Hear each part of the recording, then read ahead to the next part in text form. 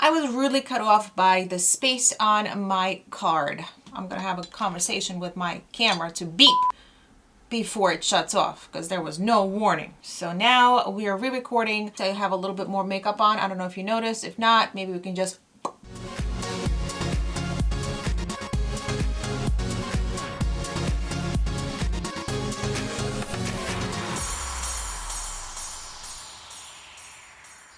Hello, my beautiful blossoms, and welcome to my channel. Thank you so much for being here. If this is your first time, we are talking about creativity and art and creative people and putting on makeup while we're doing that, and also doing a little bit of entrepreneurship, because I am a business owner and I create beautiful accessories from my paintings and illustrations. And if you want to support a small business, I strongly recommend you go to mila-such.com. You can also find us on Neiman Marcus.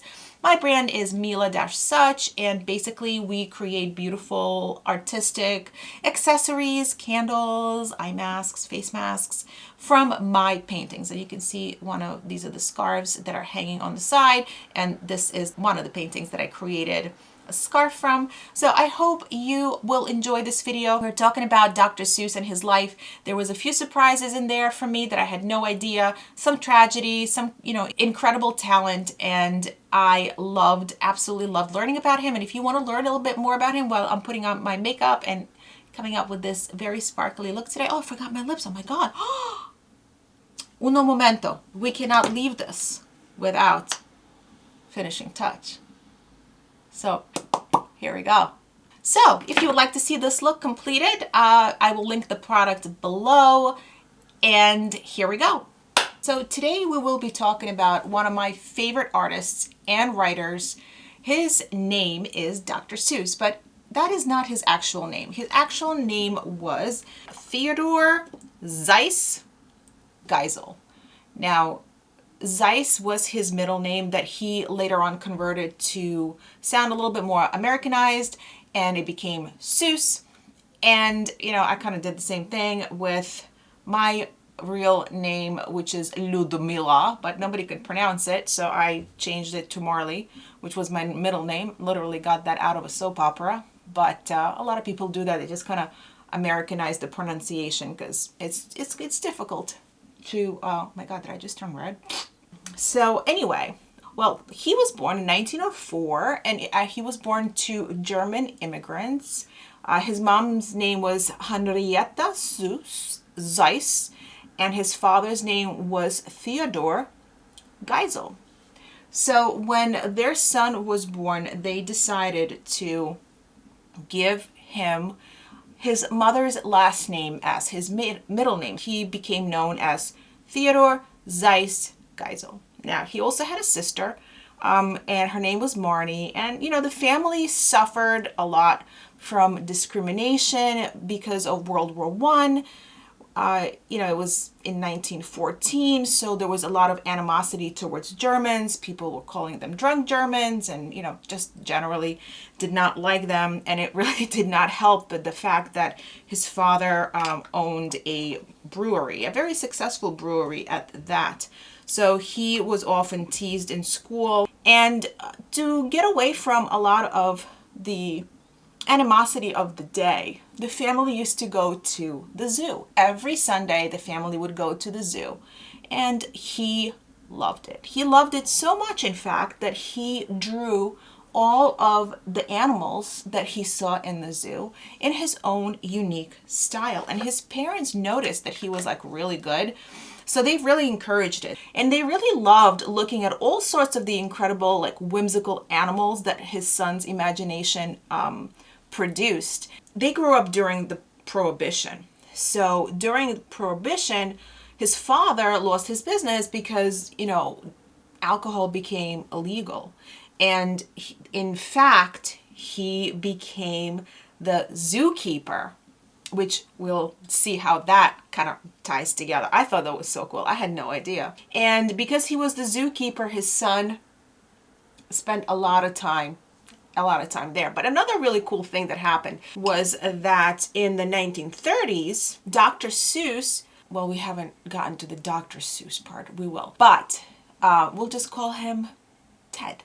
In the 1930s, Ted created this magical animal. He started with one, and then it just turned out to be so cute. I don't know if cute is exactly the word, but it turned out to be very interesting. So he created a whole collection of these magical animals that he made from the leftover of animals from the zoo. So like his dad would send him antlers. He would send him like mostly antlers, I think. And he used them to create all of these magical creatures that we then later see in his stories. I don't know if maybe it was the other way around. Maybe they were already in his stories, and and he just created those. He called them unorthodox taxidermy. So basically, he used mediums like paper mache and paint, and he mounted them on busts and created these really cool creatures. I thought that was so interesting. Very, very out of the box. So later on, he attended, well, not later on, meaning if we go back to when he was still in high school, he graduated and he attended Dartmouth College. But the cool thing about that is he became a magazine contributor, I guess you could say. Magazine was called Dartmouth. He joined, and the publication was called Jack-O-Lantern, and he eventually was rising in the ranks of the magazine, and he became editor-in-chief. So while he was in Dartmouth, he was caught drinking gin. Alcohol was not allowed. It was considered to be a real crime. He received an infraction by the dean of the school, and the dean doesn't seem like he really liked him. So he insisted that Geisel resign from all of his extracurricular activities, and that of course included him being the editor-in-chief of the Jack-O-Lantern. But he continued working on the magazine without anybody really knowing, and that's when he made his secret name, pseudonym, right? And he began signing all of his work with a pen name Seuss, which later became Dr. Seuss because he remembered when his father really thought that he would be a vet because of how much he loved animals and how much time he spent in the zoo, but that did not turn out.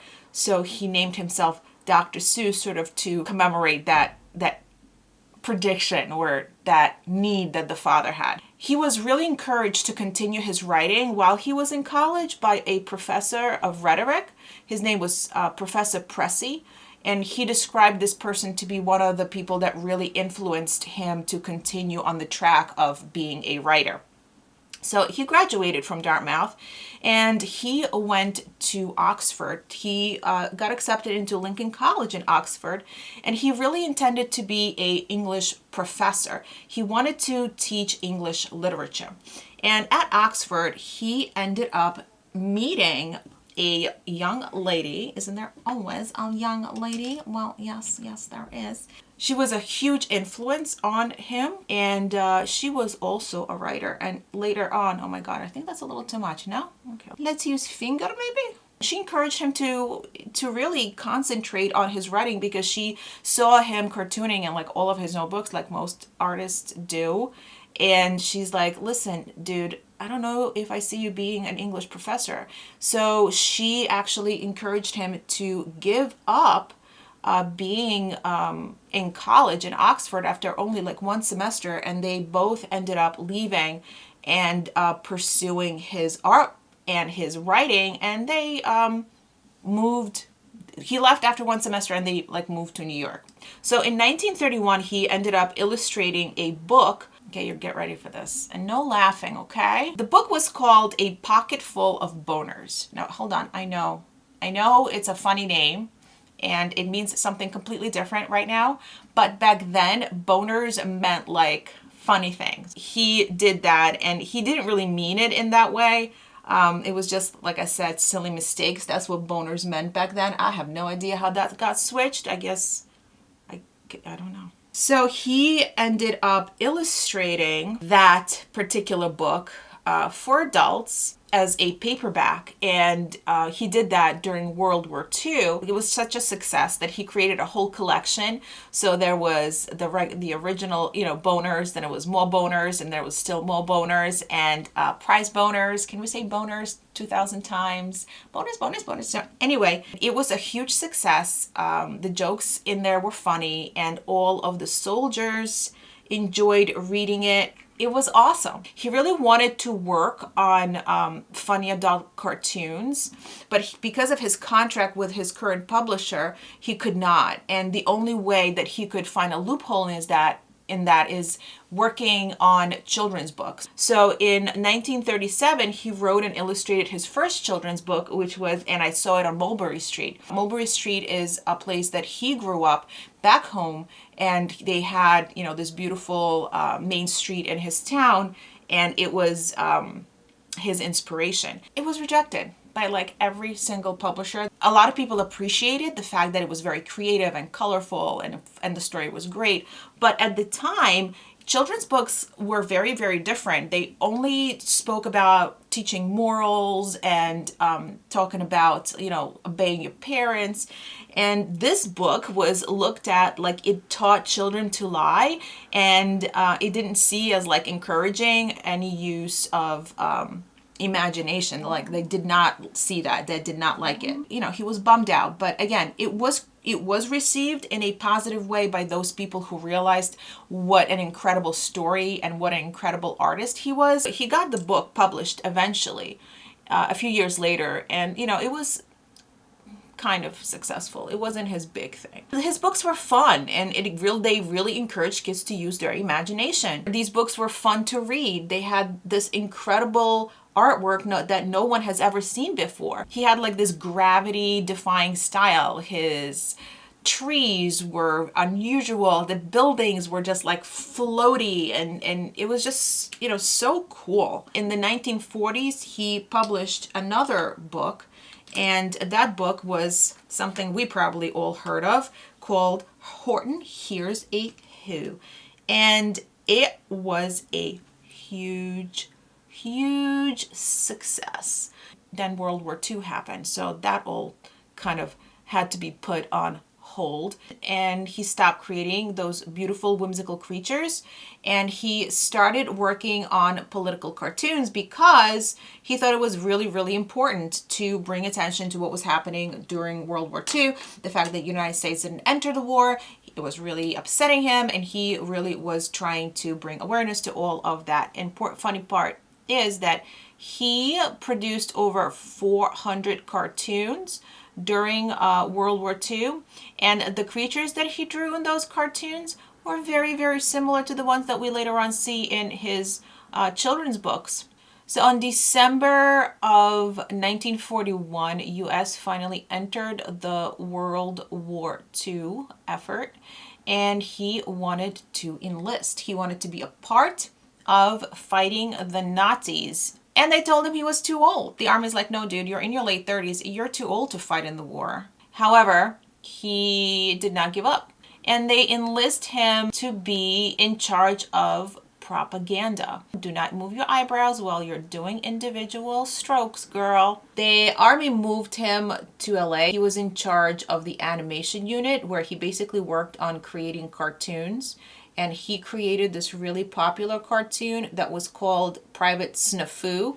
It was great. And also directed quite a few propaganda films during that time, and they were really successful too. And that really made a name for himself. So he was like fairly well known. 1945 happened, and 1945 the war was over, and then he went back to writing children's books. In 1947, he wrote another children's book called McElliot's Pool, and it was the first book that he actually wrote in 7 years. His children's books in the post-war period were kind of like reflective of the time. They were dark. They were using only a few colors, mostly black, white, and maybe 1 or 2 other colors. But his later books, like the Lorax, for example, that used a lot of other colors. My favorite book of all time, the Lorax, and The Places You'll Go. Amazing. So he actually went on writing and directing a short animated story called General McBoing Boing. General McBoing Boing. General McBoing Boing. And it actually won an Academy Award. So for the best animated film, he wrote a screenplay called The 5,000 Fingers of Dr. T. And it was actually a really interesting story all by itself. However, Hollywood got their little grubby fingers into that and ruined the whole thing.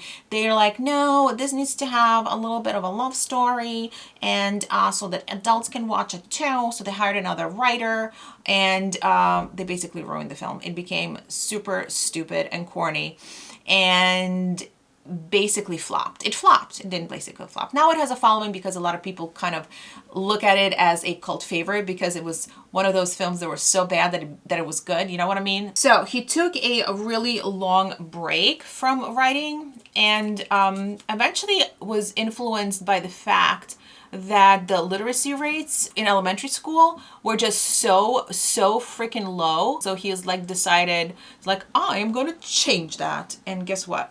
He did. In 1957, he published his book that we all know and love called The Cat in the Hat. And he was 53 years old at that time, so it wasn't like he was a spring chicken. But at the same time, you know, I keep encouraging people to not let their age stop them from doing creative things. It's like, you can do it. It doesn't matter how old you are. You have an amazing idea? Go for it. You only live once, man. Don't let age stop you. Continued to write and illustrate and publish books with Random House. He started writing and illustrating basically 7 days a week when he saw what a difference his books were making. He was releasing one book per year, which, if you think about it, is a lot. So he ended up co-authoring and authoring over 66 books over his lifetime, which is a lot. He was able to He was able to hide behind his pen pal name because he was actually really super shy and he did not like being the center of attention. He didn't particularly like children per se. He just felt uncomfortable. He was an introvert. He didn't know how to really, you know, be this bigger than life personality that he's created by writing these books. So what he did was he decided that he was going to create an actual persona that would help him deal with all of these expectations. And he planned out some of his funny words and sayings when he was meeting the kids, and he would sign his name in these really funny phrases, and he just played a role, and that made his life a lot easier. He played the role of Dr. Seuss, and it was what the kids expected. So it took a lot of pressure off of him, and actually was a great thing for him as he was continuing to write and meet his fans, his little tiny fans, and his big fans, because I love Dr. Seuss. Now let's go back and talk a little bit about his wife, his private life, because this is the life of a creator. So he married a young woman named Helen, and she was the love of his life. She was definitely his supporter, his cheerleader, encouraged him, helped him because she was a writer and an editor herself. And they had a wonderful relationship together. They never had children because Helen suffered from polio when she was a child, and that just affected her ability to carry kids. But they did take advantage of that, and it didn't seem like Dr. Seuss really minded. They traveled to over 30 countries and really, used their freedom to their advantage. It was just a really great marriage for most of their life. But then in 1954, something horrible happened. Unfortunately, Helen was diagnosed with a really rare disease, and it was called Guillain-Barré syndrome. And eventually she was put in an iron lung because she couldn't breathe on her own. And she went through a lot of pain and a lot of treatment and a lot of heartache. And he was there by her side. She did recover a little bit, so she was taken out of the iron lung, but she needed a lot of therapy to be able to walk and talk again, and she was just never the same after that. Basically, as she became sicker and sicker, their relationship became more of friends than lovers. She was then later diagnosed with terminal cancer. He was there, but he slept on the couch. And he fell in love with somebody else. I was like trying to somehow say it more tastefully, but he fell in love with another woman, and he never told his wife that that happened. The name of the woman was Audrey Diamond, and she was a friend of the family, actually, which didn't help the situation. So basically, when Helen was 69 years old, she found out that he was having an affair. It completely destroyed her. She believed that her life was basically over. She was afraid that he would leave her. She did not see herself starting a whole new life with all the health issues that she was having. She ended up committing suicide in 1967. She overdosed with painkillers, and it completely broke her husband. He blamed himself for many years. He couldn't write. He couldn't do anything. The guilt was just, overwhelming him. But it seems that he has moved on, and a new lady in his life helped him with that.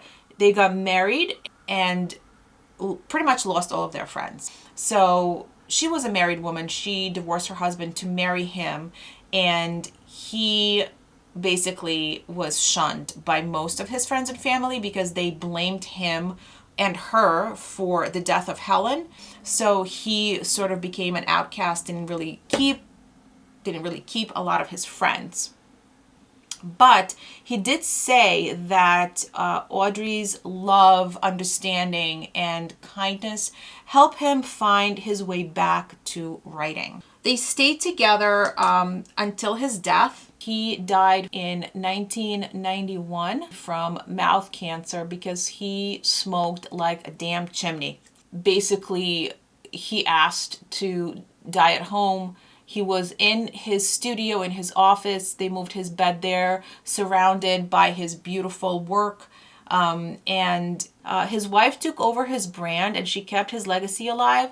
When he was alive, he really did not want to do anything as far as making toys or, just commercializing. I don't even know if that's like a word. After his death, she allowed his books to be made into movies. She allowed his books to be made into merchandise. So like he had a lot of different adaptations of his stories. She also never forgot his legacy as far as his passion for creating books that children can read and promoting literacy and education.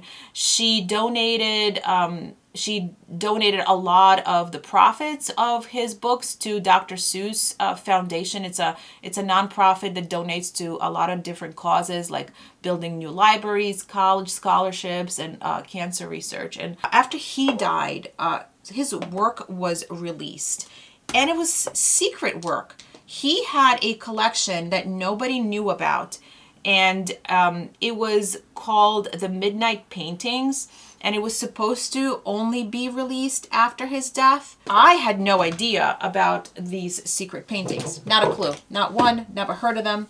I did discover that through research, and I'll link the channel that I got them from. I love him. He's awesome. He also talks about art. So it was very different from all of his other works. It was a lot of use of blacks, a lot of abstract patterns. Women were painted like birds. There was, definitely like a darker, cynical aspect to them. They are still had a lot of the fantastical animals that Dr. Seuss was so known for. But it was definitely, you could definitely see like the darker side of him. Some of them were his versions of self-portraits, and they were a little bit sad. There was a lot of colorful ones. There was one with these big waves with a little fish and her little tail. No, it was a little bird with a little tail. Definitely the same feel like Dr. Seuss's art. You can't get away from. You know it. You recognize it. It's very, very unique. I really enjoyed looking through them, and I hope you enjoy it as well. They opened my eyes to a very different side of Dr. Seuss. I didn't know that he actually painted. I thought he was mostly an illustrator, but his paintings were absolutely stunning. And I really enjoyed reading about him. Really enjoyed looking at his work. Looking at his work just makes me happy. Like what, there's certain colors that just bring out like my funny bone. You know what I mean? And his work always did that for me. It's just so beautiful and whimsical and cool, and his books are amazing. And being like a teacher, I used him so many times. So I hope that you enjoyed listening and learning about Dr. Seuss. Maybe you've learned something you didn't know before. And I just want to say thank you so much, and thank you for listening. Thank you for supporting me. This is definitely like a new thing, a new idea for me to be able to talk about all of these creatives and put makeup on. And let me tell you, chewing gum and walking at the same time, you can learn it. It's hard though. Anyway, thank you so much.